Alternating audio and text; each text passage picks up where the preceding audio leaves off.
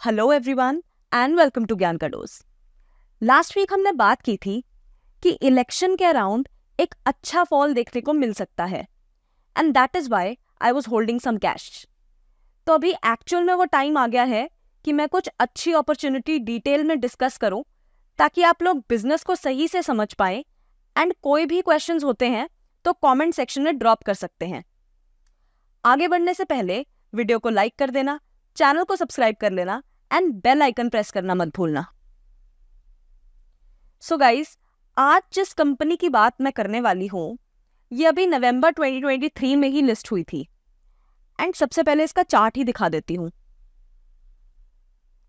आप क्लियरली देख सकते हो इस टाइम कंपनी कंसोलिडेशन फेज में ही चल रही है, लेकिन जो लोग पुराने फॉलोअर्स हैं वो जानते हैं मैं इसी फेज में यूजुअली कंपनीज को पिक करती हूँ, बट आपको एंट्री हमेशा अपने कंफर्ट पे लेनी चाहिए। आगे मैं बिजनेस मॉडल को भी डिस्कस करूंगी, तो जो लोग टेक्निकल के बेसिस पे एंट्री प्लान करते हैं वो डेफिनेटली अभी के लिए कंपनी को सिर्फ रेडार पर रख सकते हैं। इस कंपनी का नाम है प्रोटीन ई गवर्नेंस। इसका नाम पहले NSDL ई गवर्नेंस हुआ करता था, फिर नाम चेंज हो गया।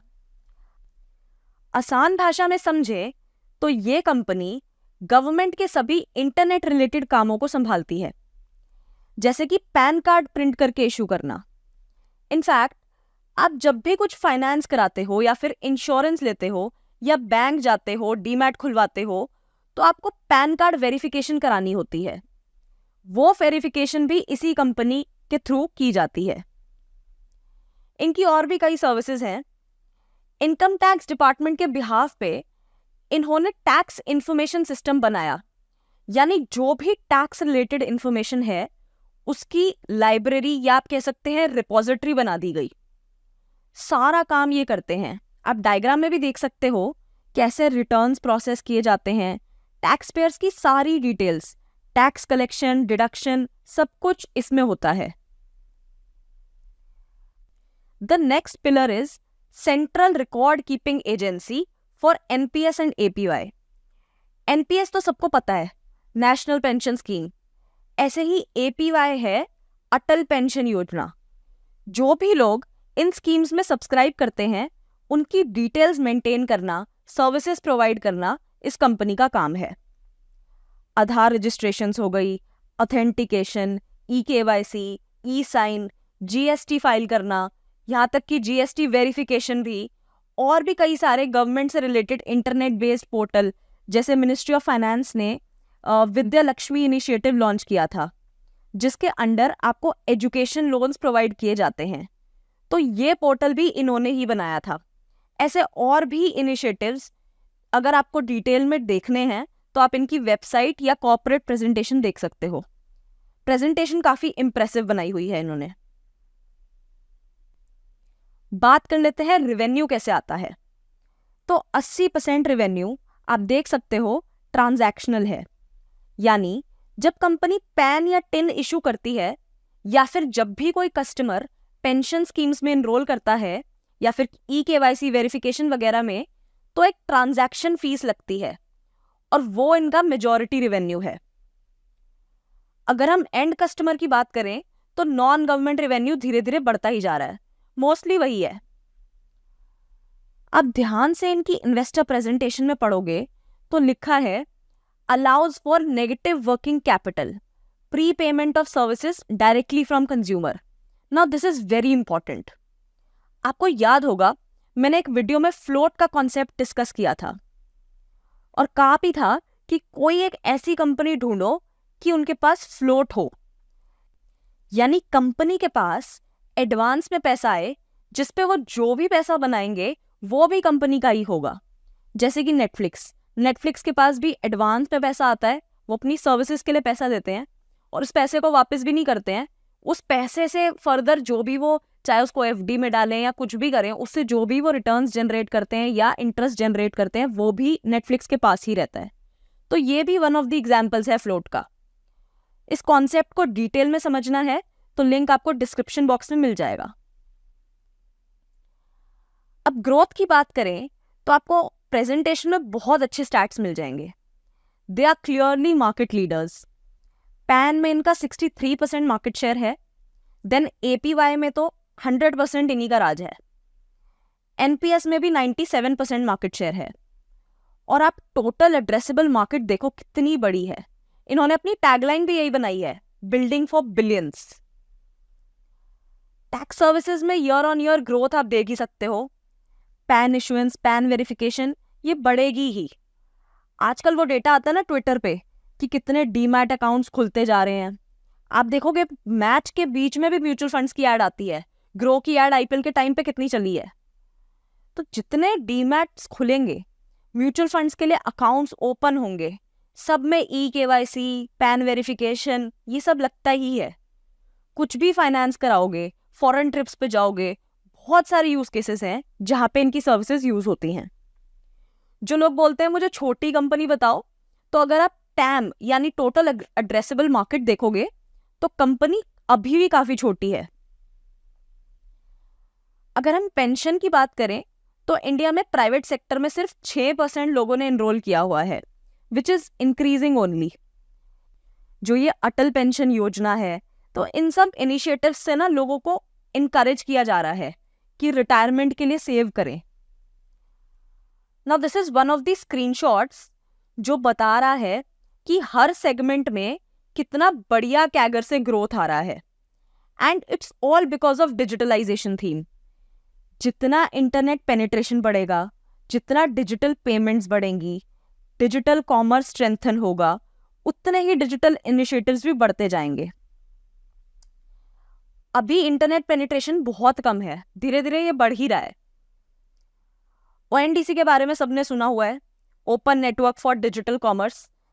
जिसको नहीं पता उसको मैं थोड़ा सा ब्रीफ में बता देती हूँ कि सेलर इस प्लेटफॉर्म पे लिस्ट होंगे एंड कंज्यूमर्स डायरेक्टली सामान मंगा पाएंगे थोड़ा सस्ते में as compare to other e commerce sites. मैंने इसको इनिशिएटिव्स में पहले डिस्कस इसलिए नहीं किया क्योंकि अभी ये प्लेटफॉर्म काफ़ी न्यू है, इसके रिव्यूज़ अच्छे इतने नहीं हैं। इसमें सिर्फ डिजिटल प्लेटफॉर्म दे देने से काम नहीं चलेगा, बल्कि एग्जीक्यूशन काफ़ी इंपॉर्टेंट है, जो ओवर द ईयर्स हमें पता चलेगा कितना सक्सेसफुल हो पाता है। इसके बारे में रीसेंट कॉन कॉल में काफ़ी अच्छे से उन्होंने एक्सप्लेन किया है कि कैसे कंपनी ओएनडीसी से अर्न करेगी।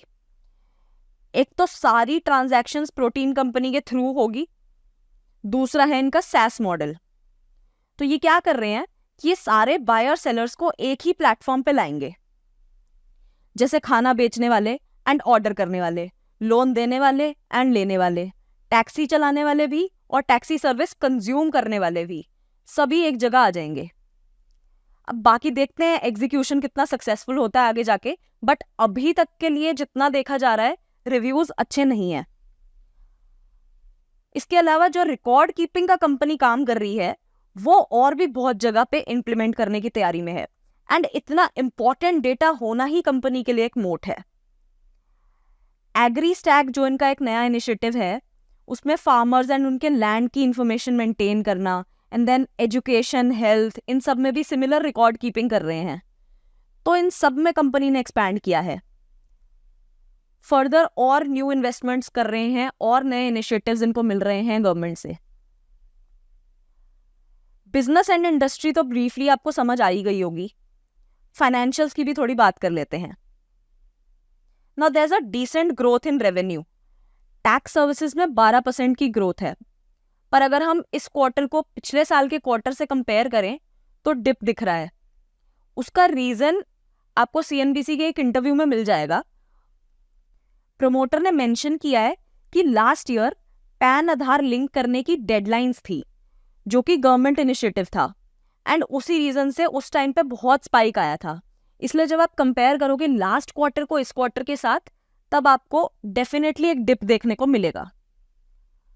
पेंशन सर्विसेज में 14% ग्रोथ है एंड आइडेंटिटी सर्विसेज में बहुत सिग्निफिकेंट ग्रोथ आई है, ई-केवाईसी एटसेट्रा एटसेट्रा।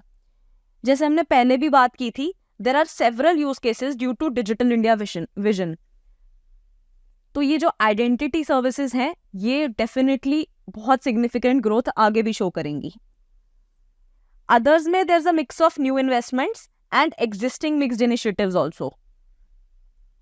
प्रॉफिटेबिलिटी की बात करें तो पैट में डेफिनेटली डिप देखने को मिला है. In the con call they have mentioned that this is largely due to new investments. बाकी तो कंपनी की बैलेंस शीट काफ़ी स्ट्रॉन्ग है, डेट फ्री कंपनी है, they have cash and cash equivalents of more than 700 crores, dividends भी pay कर रही है.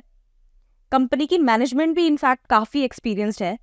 CEO and MD Suresh Kumar Sethi ji, he has 30 years of experience in financial services industry. And company के CEO जो हैं जयेश वामन सूले जी, ये पहले NSDL के साथ थे. फिर 2013 में NSDL ने अपना depository business and e governance business दोनों डीमर्ज कर दिया था. ई गवर्नेंस आपका अब हो गया प्रोटीन ई गवर्नेंस. तब से जयेश जी ई गवर्नेंस के CEO बन गए जब से वो डीमर्ज हुआ. देखा जाए तो कंपनी के पास रेगुलेटरी मोट है, they are market leaders in all their segments and नए नए इनिशिएटिव्स लॉन्च तो हो ही रहे हैं. BFI सेक्टर जो इनका सबसे बड़ा क्लाइंट है, उसके बियॉन्ड भी अभी एक्सपैंड कर रहे हैं. There is huge room for growth and काफ़ी अच्छा कर सकती है कंपनी आने वाले टाइम में. So guys, this is one of the companies जो मुझे अच्छी लगी. I will keep posting more analysis either on YouTube और वाया ट्विटर. तो ट्विटर पे अगर आपने फॉलो नहीं किया है, लिंक डिस्क्रिप्शन बॉक्स में है, गो एंड फॉलो. मिलते हैं अगली वीडियो में. Thank you and bye bye.